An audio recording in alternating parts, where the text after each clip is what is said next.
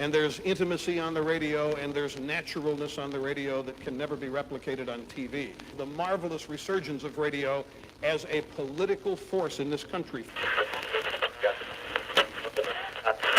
News-related radio programming is evolving.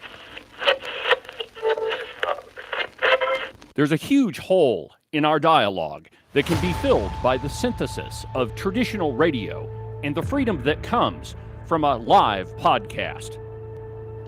You're about to experience Cowboy State Politics live. Here we go.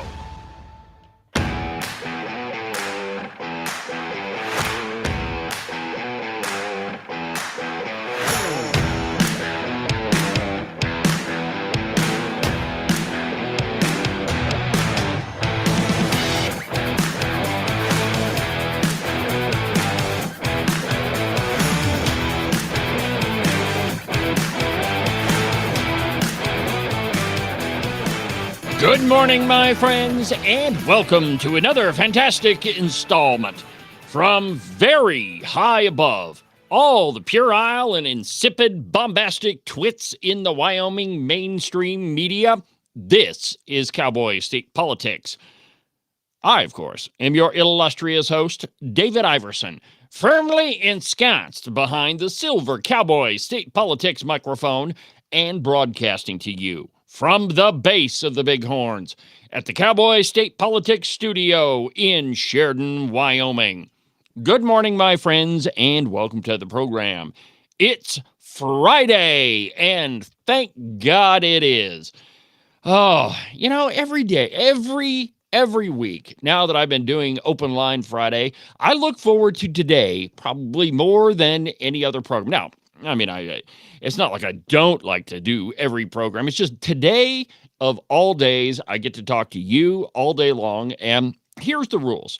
So during the week, you can call in when I get a chance to open up the phone lines. And, if you want to talk about what I want to talk about, well, then, I'll answer the phone. But, if you want to talk about something nonsensical, well, I'm just probably going to ignore your phone call. But on Friday, it is all up to you. Everything that you want to talk about, whatever the subject, we'll talk about it. It's one of the beauties of doing your own online talk radio shows. You can do whatever you want. And so today, where it is Open Line Friday. If you want to be part of the program, oh, wait, I forgot something. It's Open Line Friday.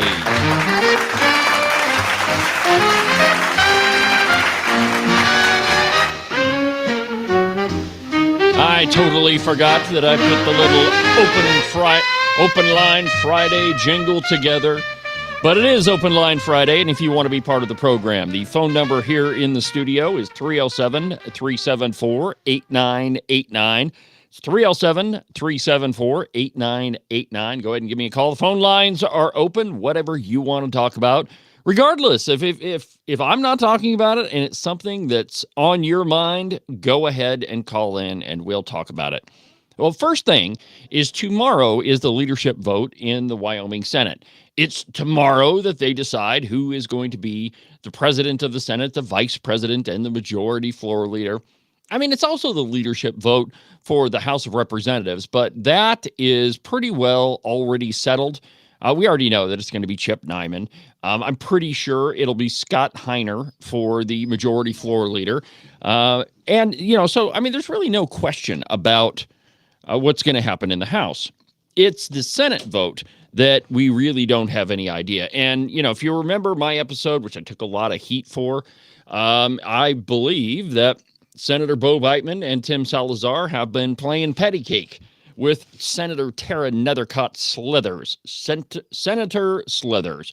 And my guess would be, and the sources I have, and this is one of those cases where you really can't say who the sources are if you ever want to talk to them again, but my guess is you'll see Senator Slithers as appropriations chair or some other big committee as chairman.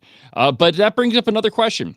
If it is a alleged conservative that ends up getting enough votes to be president of the Senate, and they put Senator Slithers as the head of appropriations, how conservative are they really? And if this whole thing works out the way that I think it is, Whomever that conservative ends to be that's been playing games with Slithers is not going to hear the end of it from me. But anyway, we won't know until tomorrow. Tonight, they're going to go and do their little mixer thing and have some drinks and have some good guffaws and laughs. And then tomorrow they go vote. So when I know, you'll know. Pay attention to my social media, Twitter, Facebook. Well, it's not really Twitter anymore. It's X. But anyway, that's happening tomorrow. There's a number of things in the news that I thought I would just arrange for today. In the meantime, in between calls, if we get any calls. The first one is from the Washington Post.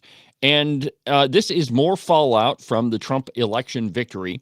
But the Washington Post is set to remove their senior politics editor in the wake of Trump's victory. This is just another installment of the aftermath of the I don't even know what you want to call it. The tidal wave of Republicans that got elected in the last election. We can come up with a better name than tidal wave, but anyway. So there's been a lot of backlash in the media. There's several reports out that outlets such as PMSNBC and the Communist News Network are going to be really dialing back their coverage. A lot of people are going to get laid off, and a lot of people are going to actually have to do some work. We saw yesterday on the program, I told you about Joe Scarborough and Mika Brzezinski going to Mar-a-Lago to meet with President Trump, or President-elect Trump, rather. And, the thing in the media, I played that Brian Stelter audio where he says, really they were trying to protect themselves because, they're really worried about retaliation coming from the Trump administration. But really what it is they're just sucking up to Trump. The media suck up has begun. If you want to have any access whatsoever, you better play nice with President Trump. And that is exactly what old Mika and Joe were doing. But it brings up another question. For 8 years, they've been calling him Hitler and a fascist and every other dirty name that they can think of. And now all of a sudden, they're going to go sit down with him and, have coffee and play nice. And it was a nice, cordial conversation. Wait a minute. You mean to tell me that you had a nice, cordial conversation with Hitler? Mm-hmm. Yeah, with the fascist, with the guy that you've been saying is a threat to the very foundations of this republic. You're going to go have coffee with him. Well, what that means is they didn't really mean it. They don't believe that Trump is Hitler. They don't believe that he's a fascist. Those were just things they said to try to influence voters. And the truth of the matter is before Trump, President George W. Bush was Hitler. George H.W. Bush was Hitler. Ronald Reagan, when he finally got into politics, he became Hitler. So that is just the narrative that the left uses all the time to describe any Republican. And as you can tell from the election results, it's pretty much lost any value that it ever had. At one time, labeling somebody as Hitler or a fascist, that was one of those terms that you didn't really have to have any evidence for. Because when you accuse somebody of it, it immediately puts them on the defense. They have to be able to come out and say, no, I'm not that bad guy. Here's all the reasons to prove it. Another term that has such bad connotations to it is racist. You can call somebody a racist, and then it immediately puts the burden of proof on them to say, no, I'm not a racist. Here's all the reasons why. But the term Hitler, fascist, all of those that PMSNBC and Communist News Network and all of them have been using for the last couple of years, all of them have pretty much lost any value they had whatsoever. I don't really think that it really had any effect in their favor. Well, and the truth is, it probably had the reverse effect. It probably convinced more people to vote for Donald Trump rather than to get them to vote against. Now, you've got those brain-dead morons that are going to believe anything that comes out of PMSNBC. I can't really help them. But for the most part, I don't think it really helped people at all. Well, anyway, so the Washington Post, they're getting rid of their senior politics editor. And I quote, "The Washington Post will soon remove its senior politics editor." Hold on just a second. As the fallout from President-elect Donald Trump's decisive electoral victory continues to wreak havoc at liberal media outlets across the country. According to a Thursday report from LaShawn Cartwright of the Hollywood Reporter, Dan Egan, a longtime WashPo employee and current senior politics editor, delivered the news to his colleagues in a cryptic email. And I quote, "I struggled with how to write this message since there is an element of begging to it that is not particularly attractive. But what the hey? I was informed Monday that I will be removed as senior politics editor at the end of the year. I will leave it to others to explain why." The news clearly came as a shock considering Egan's lengthy career at the outlet. Egan first joined the paper more than 25 years ago and was promoted to senior politics editor in 2022. Egan professed to be crushed by the decision to remove him, Cartwright added. Whether Egan will remain at the outlet following his apparent demotion remains unclear. In response to a request for comment, a spokesperson told the New York Post that the Washington Post does not comment on personnel decisions. Most people believe, quote, "most people believe the media is biased." And they've been given every reason to believe that because it is biased. Even in the great state of Wyoming, there is only one conservative news outlet, and that is the Independence Network and this program, Cowboy State Politics.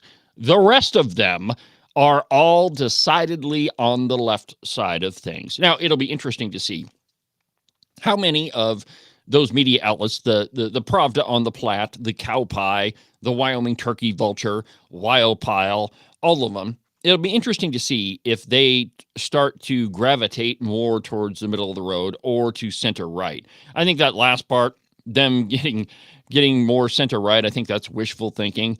But it'll be interesting to watch. And certainly at the Washington Post, PMS, NBC, all the rest of them, well, they're all doing the Trump suck-up game because if they want any access whatsoever, well, they're going to have to suck up. And that's what you're seeing happen.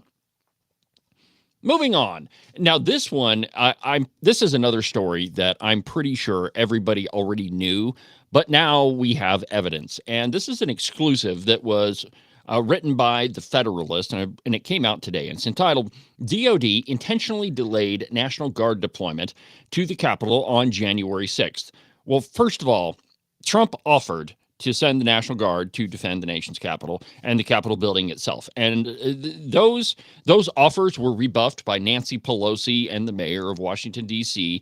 Those have been long documented. There was that scandal not that long ago where Nancy Pelosi admitted that it was all her fault, that she's the one that didn't want the Capitol or the National Guard there in greater numbers or at all. So all Nancy Pelosi's fault and the mayor of Washington, D.C.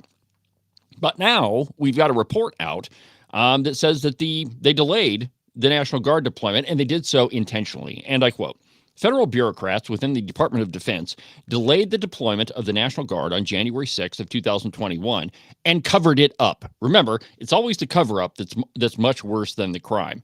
That pretty much implicates everything that you did, in everything that you did, all of those actions. If you're covering it up, well, it means that you did it.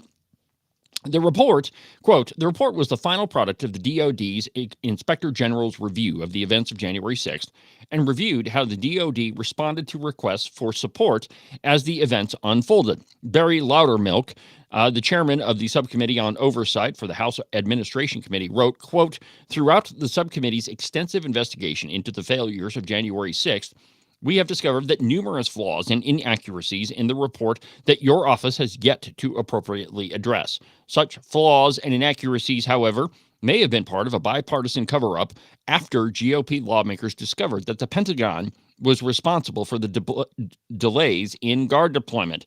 Quote, After a thorough examination of emails, documents, including letters, memorandums, agreements, plans, orders, reports, briefings, and statements made in congressional hearings, closed-door testimony to the Select Committee to investigate the January 6th attack on the United States Capitol. Talk about a long name for a committee. And closed-door testimony made it to the DOD Inspector General. Loudermilk wrote, "The subcommittee's investigation has concluded that the Department of Defense intentionally delayed deployment of the National Guard.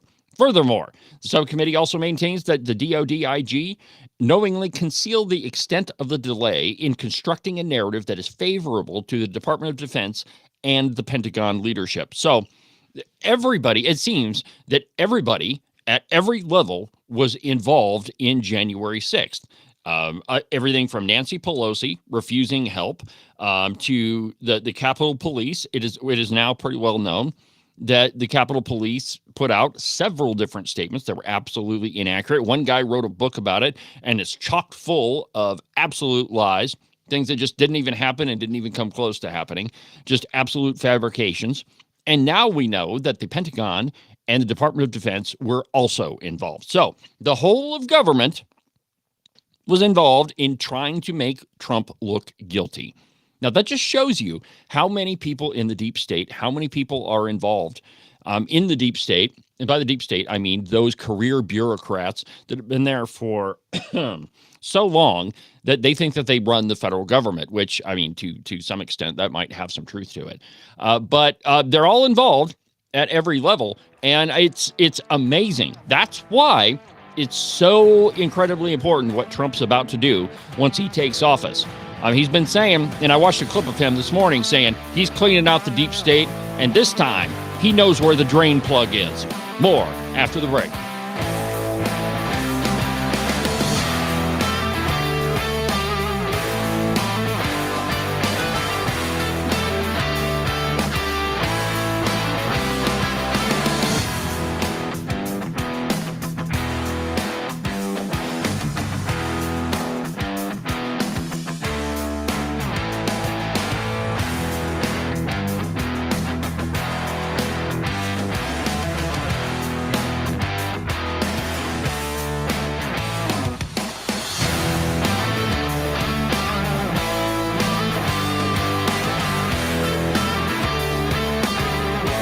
You are listening to Cowboy State Politics Live on the Independence Network.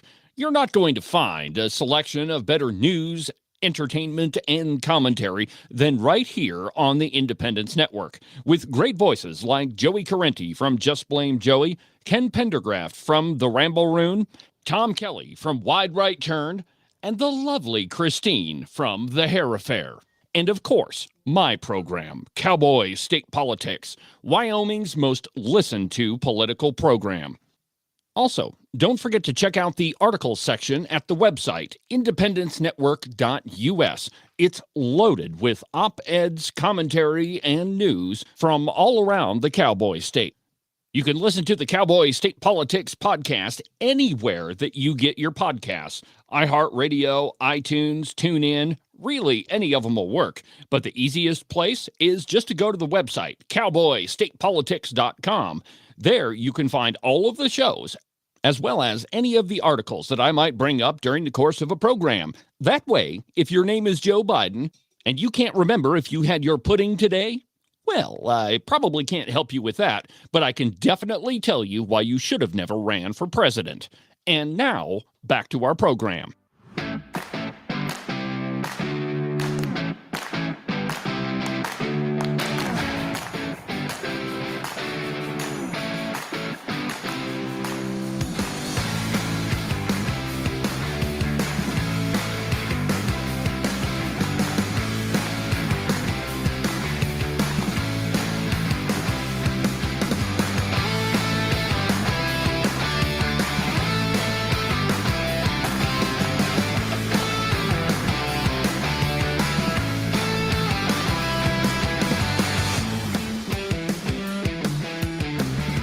Sitting high above, on top of the pile of the Wyoming media, I'm David Iverson, and this is Cowboy State Politics, Wyoming's most listened to political program. Welcome back to the program, my friends. It is Open Line Friday here at Cowboy State Politics.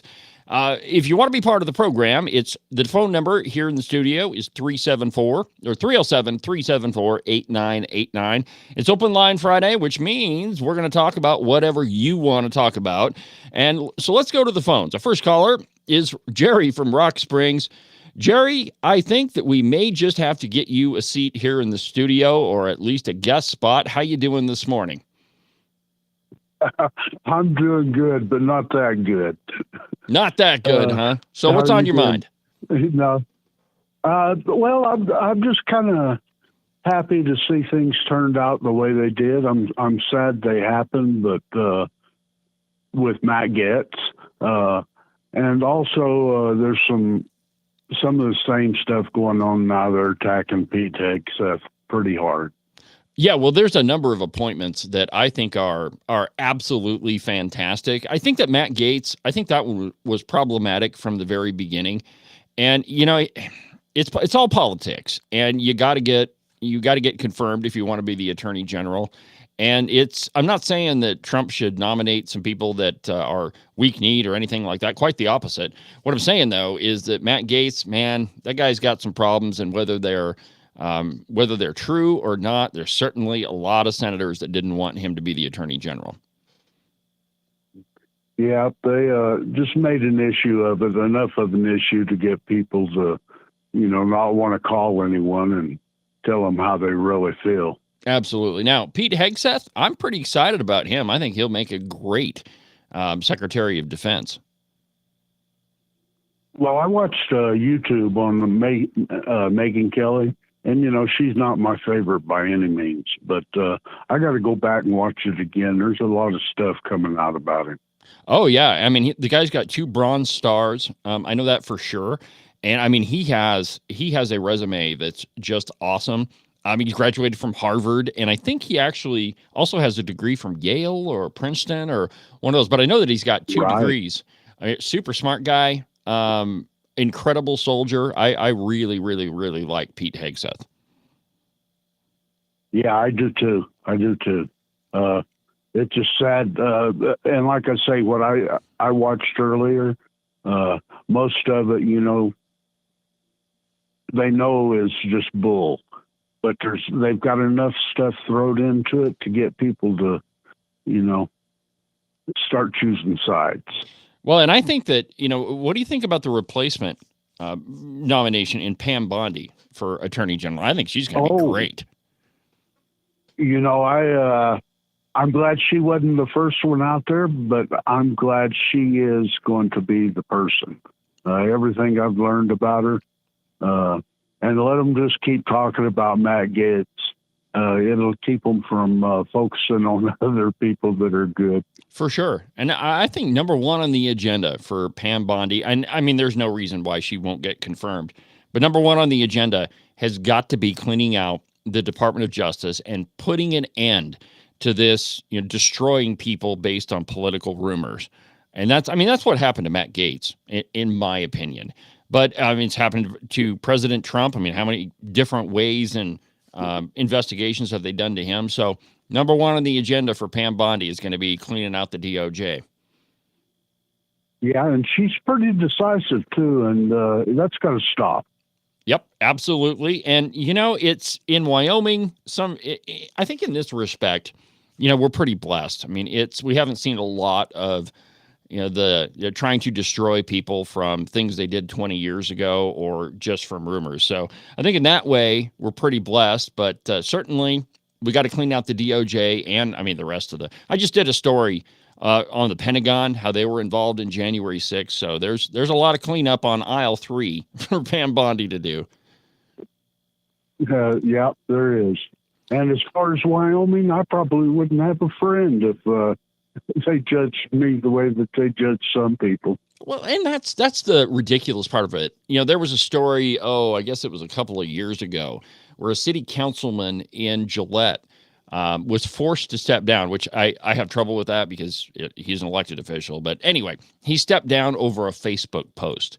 And that's the only example of that I've seen in Wyoming. But, here, at least here, we've kind of got the attitude that, put up or shut up. So I'm like I say, we're continually blessed here in the Cowboy State.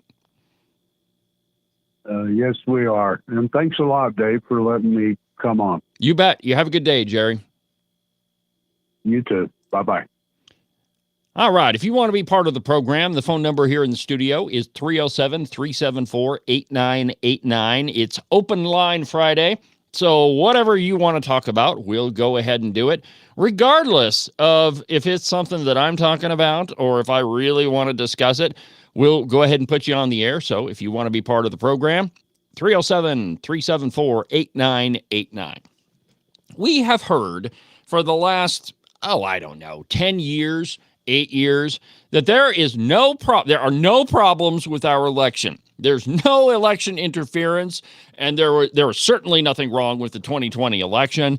And how dare you even suggest that we might have a problem somewhere in our electoral system, except, of course, in Bucks County, Pennsylvania. I told you about this story yesterday, how the Bucks County commissioners are absolutely trying to, or they were absolutely trying to ignore the Pennsylvania Supreme Court. And this is a great piece, and I have got some incredible sound bites lined up for you. So the head county commissioner, I guess the chairwoman, came out yesterday or the day before, and she apologized, or so-called apology, non-apology. That we always see all these politicians do. But she tried to apologize for what she said. And let me just let you in on the first soundbite, and you're going to hear this a lot here in just a second because we got to play her apology. But here's what she said when they decided to go ahead and count illegal votes. Precedent by a court doesn't matter anymore in this country, and people violate laws anytime they want. So for me, if I violate this law, it's because I want a court to pay attention to it. Oh, that's right. Precedent doesn't matter. People violate laws all the time. And if you violate a law, it's just because you want courts to listen. Well, hopefully, when you do violate a law, the courts will listen and they will pay attention and prosecute you. This is the biggest problem we have in our electoral system. It's not that there aren't, attempts to mess with our electoral system. It's not that there aren't cases of election fraud. It's not that there aren't cases of voter fraud. There are. The problem is, and this is a specific one right here in the state of Wyoming, is that they're not prosecuted. Title 22 in Wyoming has a lot of offenses that have been violated by some fairly high up people in politics, and our attorney general won't do anything about them. I mean, there's a good one with Cyrus Western and Bill Novotny that is still sitting on Bridget Hill's desk. So it's not that these things don't happen. It's that they don't get prosecuted. So I've got to play you this soundbite from the, let's see if we can find out her name here. McCormick. Yes. No. Let's see here. No. It's got to be in here. Here we go. Commissioner Diane Ellis Marseglia. There we go. And she's the one that voted to count illegal votes. And she's also the one that said this. Precedent by a court doesn't matter anymore in this country, and people violate laws anytime they want. Okay, exactly right. Precedent doesn't matter, and people violate laws all the time. But let's go ahead and listen to her apology, non-apology. Was rule, once again, and one time they were another way, that undated mail-in ballots should not be counted. There were 407 of them in the United States Senate race. That clarity came because we rely on the court, and we will not count them, and we have not counted them.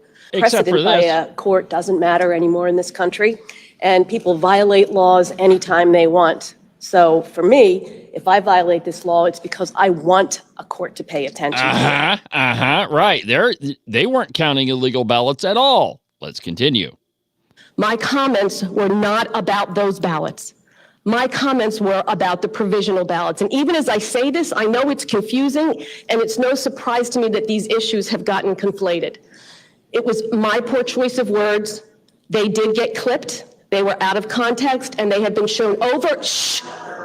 They have been shown over and over and over again on social media, national media, and I have literally been contacted. All right. Precedent by a court doesn't matter anymore in this country, and people violate laws anytime they want. So for me, if I violate this law, it's because I want a court to pay attention to it. So those comments were taken out of context. That, they didn't mean what everybody thought they meant. And, poor her. Those comments have been played all over the place, and they went viral, as they absolutely should. But did you hear her shush the crowd? They're reacting to her apology, and she's the one that says, shh, shh. Yo, you shut up. I'm apologizing. I'm talking. It's not your turn to talk. Absolutely incredible. Let's listen to a little bit more. Acted by hundreds of people. And I'm being honest with you, all of them involved horrible, horrible expletives. Many involved threats, not just on my life, but on the people who work in this county. The things that were said to members of my family and people who don't even know me but share my last name are horrendous. We don't have to treat each other like that. Okay, so the person that said this, Precedent by a court doesn't matter anymore in this country, and people violate laws anytime. okay, so now what you're hearing is her play the victim. People are attacking me for what I said, and what I said was taken out of context. Poor me, they've said terrible, terrible things to me. Well, you are the person that absolutely said that the court decisions don't matter, that the Supreme Court doesn't matter, that what they order you to do doesn't matter, that you're going to do whatever you want to do because precedent doesn't matter, and people violate laws all the time. And if you violate a law, well, that means that you want the court to pay attention to you. But all that was taken out of context. You see, she's the victim here. It's heartbreaking. Some of the things that people invoked about my daughter who died were not fair. And we are not going to do that to you. So I just want to tell you, I have certainly heard from everyone. I apologize profusely to the employees of this county and to the people who were called in my name because all of that rage was directed at me. But I remind you all that we all say things that are out of turn. We all say things that are out of turn, and I totally didn't mean to say this. Riding along in my automobile. That's another case in Wyoming of another elected official who absolutely is trying to get out of things. Christy Antoinette Haswell, a great example. Bill Novotny, who was arrested for driving on the wrong side of the interstate while blackout drunk, eluding police with an open container. Politicians do this all the time. They say that they're apologizing when in reality, the only thing they're doing is trying to blame you for the things that they did. It's your fault that her comments were taken out of context. It's your fault that you don't understand what she was saying when she said this. Precedent by a court doesn't matter anymore in this country, and people violate laws anytime they want. Yeah, so that completely justifies everything that she said. My point in going through all this, and there's another, 2 minutes of that left over. And at one point, this county commissioner blames everything she did on Roe v. Wade being overturned by the U.S. Supreme Court. It gets that ridiculous, my friends. This is an example of a low-level elected official, a county commissioner, which, by the way, a county commissioner does have a lot of power in a county, but trying to explain away her illegal actions in an election. This county commissioner needs to be prosecuted to the fullest extent of the law, held in contempt of court and thrown in the slammer and the absolute book thrown at her. It's absolutely incredible, my friends. And, this is a perfect example of what we have to get away from. We've got to start prosecuting crime. We can't let criminals go free, and we can't be playing favorites in our judicial system. If you violate the law, you violate the law. It doesn't matter who you are. And this is what one of the worst things that's been ushered in by the Biden-Harris administration. That if you have good friends, and if your dad is the president, then you can do whatever you want. Drop cocaine in the White House. Don't worry. No, it'll get covered up. Be a crack dealer. Record videos of yourselves engaging with prostitutes and smoking crack. And none of that is going to matter. We don't prosecute anybody because he's the president's son. We have to get away from that, my friends. This is a nation of laws, not a nation of men.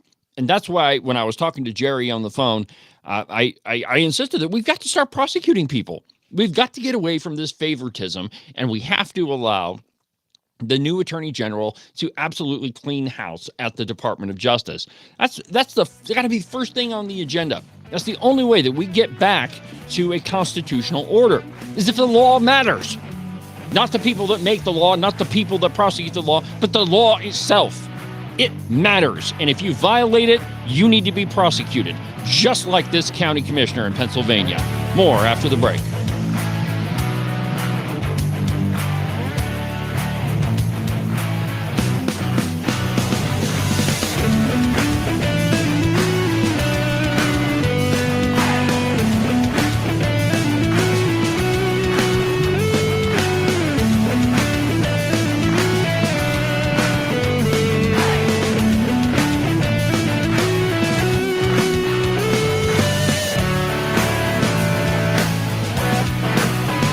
I don't know if you've noticed this or not, but it's hunting season. And one thing that you can be absolutely certain of is while you're tromping around in the boonies, at some point it's going to snow. A lot. And you definitely want to make sure that you keep your feet nice and toasty warm. The best way that you can do that is to order a pair of socks from the Buffalo Wool Company. They are the warmest socks that I've ever put on my feet. To get you a pair, go to their website, thebuffalowoolco.com. Trust me, you won't be disappointed. Wyoming is one of the most sought-after places to live. There's a lot of people that want to move to our great state. And if you're thinking about selling your house to one of them, you need a real estate agent that you can trust. That agent is Rebecca Bextel at Compass Real Estate. She's lived in Jackson for almost 20 years and has her fingers on the pulse of the real estate market. Last year, she sold almost $25 million worth of property. So if you're thinking of buying or selling, give Rebecca a call. Her phone number is 307-699-3519. I've never felt the freedom like I do. I feel stronger every day, don't you? Well, I can show you how. A new day, a new way. Watch out, I'm only gonna get stronger. A new day, a new way. Watch out, I'm only gonna get stronger. A new day, a new way. Watch out, I'm only gonna get stronger. A new day, a new way. Watch out, I'm only gonna get stronger. I've never felt the freedom like I do. I feel stronger every day. I'm only gonna get stronger. Watch out. Cowboy state politics is only going to get stronger. From every county in this state to every state in this nation, it's Cowboy State Politics. Wyoming's most listened to conservative program, documented to be almost always right 89% of the time. Welcome back to the program, my friends. Open Line Friday on Cowboy State Politics. The phone number here in the studio is 307-374-8989 if you want to be part of the program. And the rules on Open Line Friday are totally different than the rest of the week.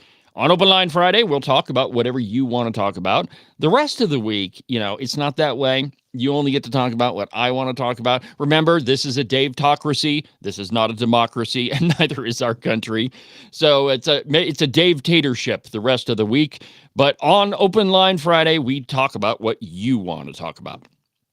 Now, I don't try to torture you guys with audio sound bites from The View. But they've been saying some stuff that's so crazy that I don't think that I can leave it alone. And they call us conspiracy theorists. But listen to this one. From Whoopi Goldberg. Elon Musk is the actual vice president. She says that J.D. Vance, he's just kind of an interim guy.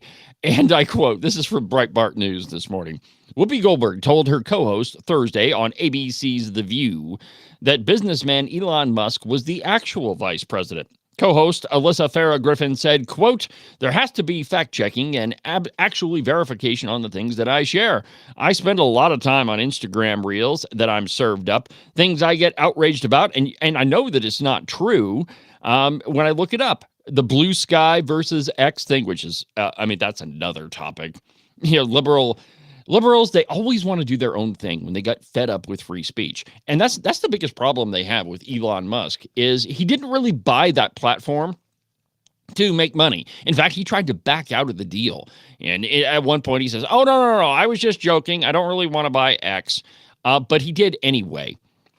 And I think the reason why he bought it was to stand up for free speech, that it's the one platform where really you do have the right to say whatever you want. Now, you're also responsible for the abuse of that right. That's what our Wyoming Constitution says. But I don't think that he really intended to make it the cash cow that it has become. Now that Elon Musk has taken over, it's worth way more than it was. And Musk's net worth has grown exponentially since he took it over. And that is the problem that liberals have. They can't have free speech. And the reason why is their ideas don't work. And they never have. And I use this quotation all the time, that the problem with socialism is pretty soon you run out of other people's money to spend. But there are people in the Democrat Party that's what they believe in. And when you boil it all down, when you work out the economics, it doesn't work. You can't create a giant welfare state and expect that it's going to function in perpetuity. It's not going to, because it's just simply not enough money. You can't just spend and spend and spend on all of your green dreams of green energy and this alternate, sources of energy that the Democrats have been pushing the last 4 years and expect that it's going to work. Most of that has been disproven over and over and over. And so when the left encounters opposition to all of their ideas, they don't have anything that can back them up. They can't. There's no functional argument that they can use to win the argument, because a lot of what they believe is utter fantasy. Things like men can turn into women and women can turn into men. And it's all amazing, the things that they actually believe. And so they have to switch over to their own platform where they're not confronted with evidence that disproves their theory, like every single biology textbook that has been ever written. Well, anyway, on The View, and I've gotten way off topic, but on The View, Goldberg said, quote, "Unfortunately, I will have to say the other side, I think, has driven people away because, it's not just discourse. It's nasty name calling and coming after your family. Like calling people Hitler and a fascist. And but pay no attention to that. That's not nasty name calling. Not when it comes from the left. But let's go ahead and take a listen to what old Whoopi had to say. Elon Musk is the actual vice president. Oh, yeah. You've said that. Yes, I believe that, because I think that JD Doesn't even know who Vance, JD Vance is. he's kind of an interim, but I believe that Musk is he's the real actual vice president. He's making decisions, he's doing things. So I think, why doesn't he have to give up X? With everything he's done. I know we gotta go, but I'm just, I'm musing. I'm musing. She's musing, yeah. And they call us conspiracy theorists to claim on national television that the vice president is not really the vice president. Absolutely absurd. And, and it's amazing. They accuse us of what they themselves are doing. And it knows no bounds. Now, there's an interesting piece out today, and I guess it's been going for a couple of days. Let me see if I've got it here in the stack of stuff, that Pete Hegseth, all of his tattoos, here we go. Two far-left veterans are behind the claims that Pete Hegseth's tattoos are linked to white supremacy. Now, this one's interesting because he has a very large tattoo on his forearm that says, "We the people." Yeah, that apparently is linked to white supremacy, which would mean, of course, that our Constitution, our Declaration of Independence, all of those founding documents, of which Pete Hegseth is an absolute fan. He's got pieces of them tattooed on his body. So, clearly those are white supremacy. And, that's why he can't be the Secretary of Defense. But really what it is because Pete Hegseth is a military man. As Jerry and I were talking about, he's got 2 Bronze Stars. He's a soldier, and he's an educated one. He went to Harvard. He's got another degree from another Ivy League school. I'm not exactly sure which one. But one of the reasons why the left is going after Pete Hegseth so hard is because he says things like this. There's a chance to course correct it, but it would take a new Trump administration going after it really hard. How would they correct it? Well, first of all, you got to fire.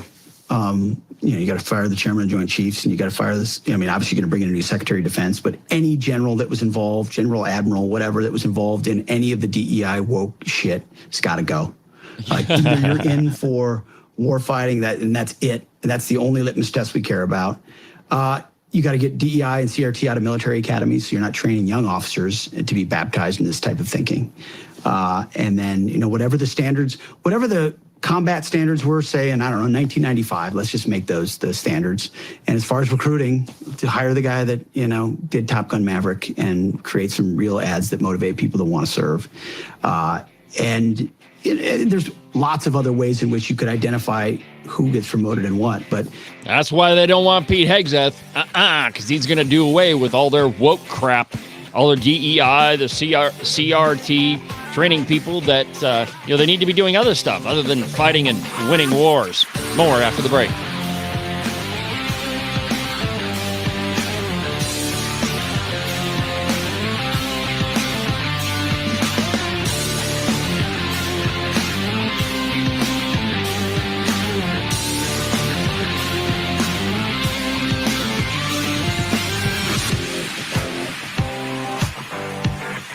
You can listen to Cowboy State Politics live every Monday through Friday at 10 a.m. on the Independence Network. Make sure that you subscribe and follow the Cowboy State Politics podcast. You can do that from the website, cowboystatepolitics.com, or anywhere that you get your podcasts. That way, you'll make sure that you won't miss a single episode of Cowboy State Politics. Cowboy State Politics is sponsored by FreedomGoldUSA.com. They are the working man's gold company. The economy is in turmoil. The stock market pretty much is out of control, and you never know what's going to happen with your finances or your income. One way that you can shore up everything is by investing in gold and silver. Go to freedomgoldusa.com/David for a free interview to discuss your options and find out if gold or silver is right for you. One more time, that's freedomgoldusa.com/David.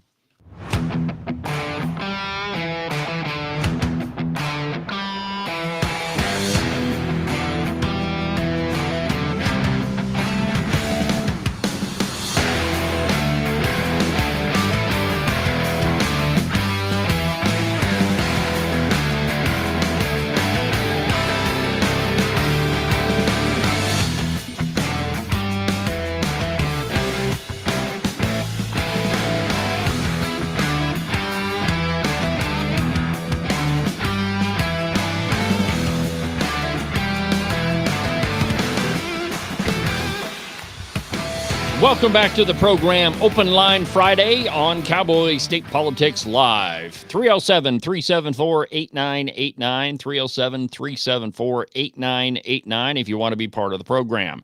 Before the break, I was telling you how Pete Hegseth is going to attack the job of Secretary of Defense. And it's essentially, it's pretty easy. Let's get back to fighting and winning wars. Let's stop with all this DEI woke nonsense. And let's get back to, training people how to win a war, which is kind of what the whole military is all about. Well, Secretary of Defense Lloyd Austin did an interview recently, and there's a piece about it in Breitbart this morning. And it's entitled, Austin on Hegseth proposing the firing of the Joint Chiefs head over DEI. People must see themselves in leaders. Brown's strong, and the chairman of the Joint Chiefs of Staff is General Brown. Quote, during an interview with NBC News on Wednesday's broadcast of the NBC Nightly News, Secretary of Defense Lloyd Austin responded to Defense Secretary nominee Pete Hegseth, calling for the firing of the chairman of the Joint Chiefs of Staff, General Charles Q. Brown, Jr., over his support of diversity initiatives by stating, quote, I think it's important that young officers, young soldiers, young sergeants be able to see themselves in our senior leadership, and stating that Brown is, quote, one of the most competent officers I've ever worked with. NBC's national security and Pentagon correspondent Courtney Cube asked, quote, your likely successor has also said recently that the U.S. has to fire the chairman of the Joint Chiefs because of his support of diversity initiatives. How would Captain Lloyd Austin have felt about a statement like that out of the incoming Secretary of Defense? Austin answered, quote, Captain Lloyd Austin would be very concerned, Courtney. I think it's important that young officers, young soldiers, and young sergeants be able to see themselves in our senior leadership. This is the third time that I've served with General Brown directly. He's one of the most competent officers I've ever worked with, who also believes in diversity, equity, and inclusion, which kind of means that he's not really all that competent.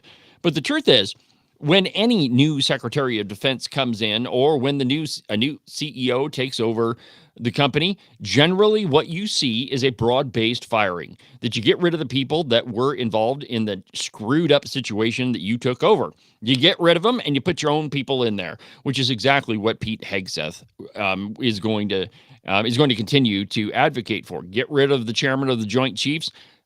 Poop rolls uphill, and when you're the guy that's in charge, everything that follows from your decisions is your responsibility, whether you are directly or indirectly involved. That's your responsibility. And Lloyd Austin and Chairman of the Joint Chiefs, Charles Brown, they have been intimately involved, and they have overseen the what I would call the destruction of the United States military. through DEI, diversity, CRT initiatives, and all of this woke nonsense that has no place in our military. They've also overseen, and this is something that Pete Hegseth, I'm sure he went on to talk about in the interview, but they've been on overseeing the depletion of our military resources. There was a piece out this morning that I saw that our air defenses, that is all of the missiles that we produce, they are severely depleted because a lot of them have been given to Ukraine. We've got to get back to building a military that is strong, that is able to defend this country, that will embody the phrase peace through strength. That's one of the things that President Donald Trump did that I found was probably one of the more consequential things, is he rebuilt the military into the amazing and the most powerful, the most lethal fighting force on the face of the planet. And that's what we've got to get back to. I'm sure Pete Hegseth will do that. And I mean, again, we've got to be the people that are enforcing, enforcing is the wrong word, but that are advocating for peace, that are able to put a stop to conflicts like the one that's happening in Ukraine, like the one that's happening in Israel. And we do that through a powerful military. And it's a fascinating thing. It came up during the interview that I published on Wednesday on the podcast. And do you think that all of the wealth that Saudi Arabia has accumulated has been guaranteed by their own military? Do you really think that? Well, it's not true. The reason why Saudi Arabia has been able to become so incredibly wealthy is because they had the guarantee of the United States military behind them. And so, the world over, the U.S. military, all the branches, they are a force for peace in the world. But they require strength, and you have to do that through a strong leadership, strong military stockpiles, and again, that's one of the good things that we're going to be able to look forward to in the coming administration. Let's go to the cow pie. We've got about 7 minutes left in the program, but I found this article to be kind of interesting. The title of it is "Mexican Cartel Tied to Real Life Breaking Bad Meth Bust on the Crow Reservation," and I quote, "Frederica Left Hand held a doctorate degree in education. She was part of an outreach program supporting Native American nursing students. Left Hand served as Dean of Admissions at Little Bighorn College on the Crow Indian Reservation. Then she fell deep into the cartel's clutches, according to court documents. Left Hand's rise and fall as a drug queenpin of a meth ring based in a small community just north of the Wyoming border reveals details about how the role of women now play in the hierarchy of reservation crime. Her story also presents a confounding fall from grace that traces some spiritual ties back to the Wind River Reservation in central Wyoming. She pleaded guilty in August of 2023 and was sentenced this past May. But it was just last week that the U.S. Attorney's Office outlined just how high up she sat as a leader in a meth distribution ring. Left Hand is now serving a 24-year sentence in federal prison in Alabama. She pleaded guilty to running a multi-state drug scheme from January of 2022 through March of 2023. The U.S. Attorney's Office in Billings held a press conference November 14th where Left Hand's name was posted near the top of the chain of command chart beneath two alleged members of the Jalisco New Generation Cartel. Those two remain fugitives, according to the U.S. Attorney's Office, but Left Hand and 26 others were prosecuted as part of what's now referred to as the Spear sighting case. She's the highest-ranking member of a meth ring so far that's been caught and convicted, the agency reports. There are a lot of problems going on reservations, and I mean, the one that's like really close to where I live in Sheridan, the Crow Reservation, that's where this happened. The Little Bighorn College that they're referring to, it's right over the Wyoming border. But to claim that the cartels are not involved in just about every state is absolutely ridiculous. And this is a direct result of the open border policies from the Biden-Harris administration. We tend to think, and sometimes I make this argument on different subjects, that being in Wyoming, we're kind of isolated from that sort of stuff, but not from illegal immigration. That has become a problem in each and every state, and when cartel members are allowed to come through the border almost unhindered, this is the result. Giant drug rings that happen like really close to Wyoming. And I'm sure that they're operating in Wyoming too. I've heard a number of legislators and even the governor, I think at one point, say that every state is a border state now. It was a year ago where we interviewed Harriet Hageman on the program, where I interviewed Harriet Hageman on the program, and she told us about illegal immigrants being flown into the middle of Denver in the middle of winter. So if that was happening, and I have no reason to believe that it wasn't, there's no reason to believe that it isn't happening in Wyoming. And when cartel activity is happening just 40 miles north of Sheridan, you can be assured that there's cartel activity that's happening in Wyoming also. This is just another example of how the Biden administration has completely failed on just about every policy. And, we've got to get back to the rule of law. And it's the case in every state. It's not just federal law, it's state law too. Yesterday on the program and the day before, I talked to you about the Melissa Owens decision, how she just wrote an opinion out of whole cloth, wrote law out of whole cloth, rather, about abortion, saying that abortion is now health care. But there's lots of cases that aren't even getting prosecuted. Cyrus Western and Bill Novotny and their election crimes, those weren't prosecuted. There was another case of Gail Simmons doing almost exactly the same thing that wasn't prosecuted by the Sheridan County prosecutor's office, the Sheridan County attorney. That didn't happen either. There are lots of cases where, individuals commit crimes, and because who they are, either they're related to somebody high up or, they've got a big name themselves, they're just not prosecuted at all. And, probably the biggest place where you see that is probation sentences being handed down for major crimes. And I think in just about every Wyoming community, you can find an example of somebody who has been convicted of multiple drug-related felonies, and then they're just given probation. Oh, they're not going to do that again. They've learned their lesson this time. But we've got to get back to the rule of law, which means both in the state of Wyoming and the federal government. And that's where it has got to start. Again, we're a nation of laws. We're not a nation of men. And until we get back to, being a nation of laws, you're going to continue to see people that just aren't prosecuted, both at the upper levels of our government and at the state government. It's pretty easy math to do that when you don't prosecute crime increases. For example, and I don't know if this qualifies as crime, but the Department of Education, and maybe this is a topic I'll talk about on Monday's program, but they too have failed their third audit in a row. It was earlier this week that the Department of Defense, the Pentagon, it came to light that they failed their seventh audit, that they have no idea where almost $1 trillion went. And you wonder why. We're now $36 trillion in debt. It's because we spend worse than drunken sailors, and we don't have any controls over it. And it goes right back to the free spending policies of the Biden administration, and frankly, in state government too. Governor Gordon was handed $350 million for his green agenda, and he could pretty much decide whatever he wanted to do with it. And it was completely up to him.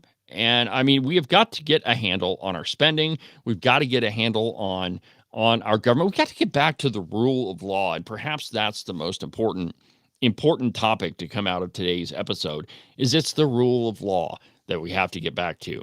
Fortunately, though, there's a number of picks that Trump has made that are going to do exactly that. Pam Bondi, great example. Pete Hegseth getting the military back to doing military stuff, to become the most lethal fighting force that exists on the planet. But that's what Trump is doing. It's going to be business. We're going to get back to business, and we're going to do it right. And we're going to make sure that the policies of the Biden-Harris administration are put to bed, as they should be. Well, we've come to the end of another busy broadcast week on the program. Open Line Friday is coming to an end, but we'll do it again next week. Make sure that you tune in to the Cowboy State Politics podcast tomorrow for Weekend Update. It's every weekend show is a good one on Cowboy State Politics. But for now, from the base of the Bighorns, I'm David Iverson, and this is Cowboy State Politics.